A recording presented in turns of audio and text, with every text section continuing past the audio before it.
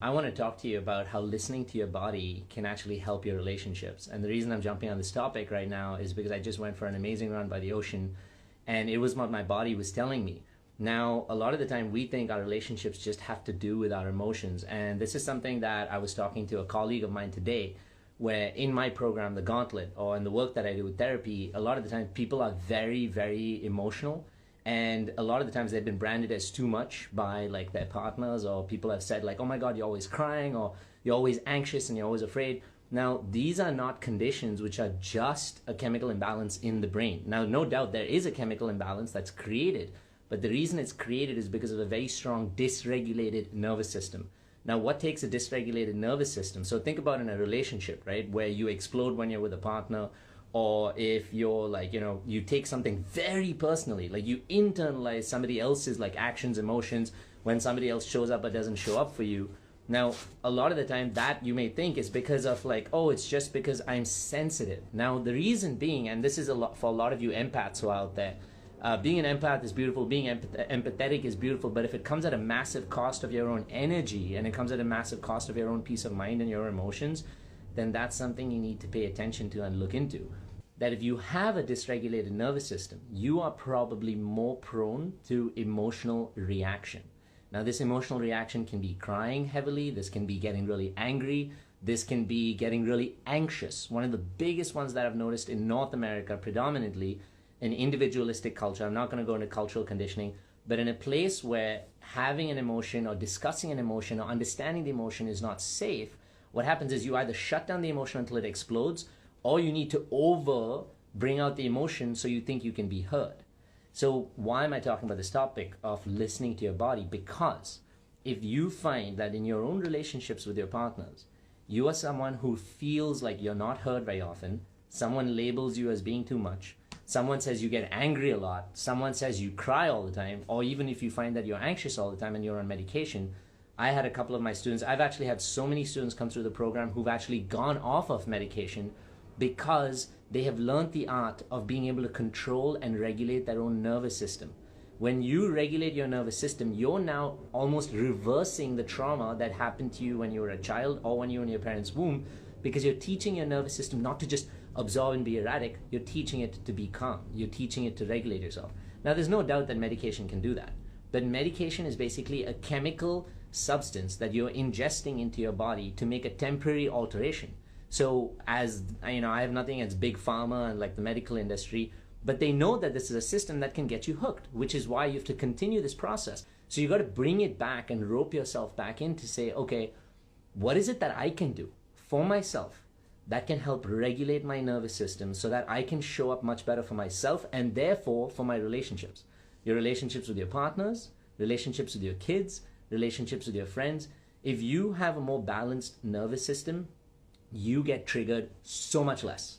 Think of the concept of what the word trigger means, right? To get triggered is I'm getting agitated by something. Now, there's various things that can regulate your nervous system. Things like dopamine can make you feel really good and give you like a short-term high, which is why, unfortunately, a lot of people get on the other cycle, on the other end of the circuit of drugs or chemical substances, which give you that feeling of that rush of dopamine, and then again, get addicted to it. So you have to ask yourself, what can produce these levels of serotonin, dopamine, all the endorphins within my body within a normal, regularized manner so that I'm not pulled up and down all over the place? And my biggest suggestion to you is something I need to use. I have a meditation routine of an hour and 20 minutes every morning, which includes stretches, which includes like breath work, which includes deep meditation. So I get into like a theta brainwave state. This is not so I can be Buddha, also I can sit on top of a mountain, also I can sit and preach. It's just to make sure that my agitated nervous system, which I inherited, I can be able to control it and manage it. Now, the good side of this is that if you have had a dysregulated nervous system and you are able to manage it and you are able to regulate it, you are capable of so much more. Think about a rubber band, right? So if your nervous system is like a rubber band, and if this rubber band can stretch because, oh my God, it's been through a lot, it's been pulled from this end to this end, if you're able to harness the power of the rubber band, you can now use this rubber band to stretch wherever and however you need to. You can stretch it however you need to in your relationships. So that means you have the capability to be able to witness and hold space for somebody else's pain. with one of my students in the GAUNTLET. She was recognizing how it was so difficult for her to be able to break through into her subconscious to find out like trauma and like, you know, to be able to access those memories from her childhood, because her ego kept jumping in the way, and immediately she'd start crying or get really angry. And she couldn't explain it. And other people couldn't understand it as well. And she just thought, I just can't do it. How many of us have thought, I just can't do inner work. I just can't be able to concentrate. People with ADD, ADHD, that was me. Everybody tells us it's all that, oh my God, you just have the disorder. Okay, where the fuck does it come from and what the fuck do I do? You can't be telling me that the only solution I can have is to take Adderall or some other like medication, which didn't exist. And in fact, in the East or countries like third world countries actually don't have access to it. So how do they manage to be able to create productivity? That's all the stuff that we don't learn through consumerism or through like big pharma and the big medical industries. No like qualms to any of them, because that's not going to create a healthy business, right? If you can depend on yourself, why the fuck are you going to want to come to me? That's exactly the point. So what happens in that space is that they're telling you that for you to be able to find some solution for your body, you have to go to what's being offered over there. But I'm telling you, all the answers are within you, but you have to be able to access them. So breath work, and I took her through this process of breath work where she was getting really agitated even in the conversation with me. I asked her to close eyes, and in just closing her eyes, this is what happens. This is how amazing the nervous system is. And I want to teach you guys this because this is really good for your partnerships. If you find that when a partner and you are having conversation and you keep getting agitated and you keep having a really difficult time, like being able to listen to them, you keep firing back or you're crying or any of those things, what I want you to do is try and close your eyes. Try this trick. It'll blow your mind. Let them say what they're saying to you, and instead of you like staring back at them and getting agitated, close your eyes and just listen. What you're doing right now is you're already regulating your nervous system a little more because you're taking away one of the senses. So you're taking away one of the most powerful senses you have, so you're not agitating your nervous system and keeping it as alert, you're calming it down. When your eyes are closed now, you have to use this. You have to use this, you have to use your skin to be able to sense what's coming from them. You have to use perception. So not only does it make you a better listener, what also happens in this case is you're getting, like I said, less dysregulated, agitated. Now combine that with breathing. While your partner, while your kid, while somebody else is talking, and they're like yelling, they're saying whatever, slow your breath. So a really cool tip, and you can find this in James Nestor's book called Breath. It's an amazing book for those of you who like to read or who like to study science and like the science of like regulation and teaching yourself to heal. That book's phenomenal in being able to like regulate your nervous system through breath work. There's like a billion things in that book. It's phenomenal, one of my faves. But there's different breath work that can help. What I'm going to teach you is a simple inhalation method and then a long exhale from the mouth.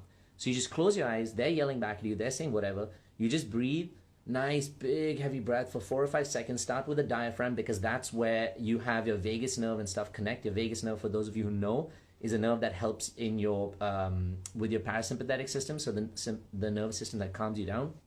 Big deep breath in, and then through the mouth. As you exhale through the mouth, let your shoulders drop, you let your chest drop. You're actually telling your body now to synthesize less adrenaline, which is a stress hormone. You're telling it to synthesize less of that, and you're telling it instead to calm you down, to send in all the other good hormones to your body to relax you. Just watch how differently you will react now to your partner. You will no longer feel like you need to fire back at them. You will no longer feel like, you're as agitated. No doubt that you'll still have a point to make. No doubt that you may still feel offended. But your reaction to the discussion will change drastically. Why? Because you have now listened to your fucking body. Your body is telling you when you're aggravated, it's telling you something. Anger is telling you something. Sadness is telling you something.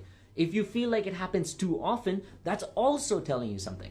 All of them are telling you that your nervous system is trying to talk to you and tell you it does not feel good. So instead of just cognitively trying to explain something to someone, instead of just trying to talk it out, which is why talk therapy sometimes is not effective enough, we need to do somatic therapy, which is through the body. We need to feel what we're feeling. We need to let it out, listen to our heart, listen to the gut. If you listen to what your body's telling you in that moment, which is telling you, hey, listen, John, Joe, Stacy, whoever the fuck, listen, your nervous system right now is really jacked. At this point, if you try and have a conversation with XYZ, you're going to pounce on them. You're going to just want to project on them. You're going to try and shame them. You're going to try and judge them. You're going to try and defend yourself in whatever way you can. But what happens if your nervous system is a little more regulated? Then you're saying to yourself, okay, now I'm listening more. Now I'm speaking more of my truth. Now I'm actually asking for my needs rather than shaming someone for not meeting my needs. You see the difference? There's two very strong things in like a difference, and this is what I teach in relational communication, is there's a difference between asking for your needs and shaming someone for not meeting your needs. What we tend to do when our nervous system is dysregulated is we act from the ego.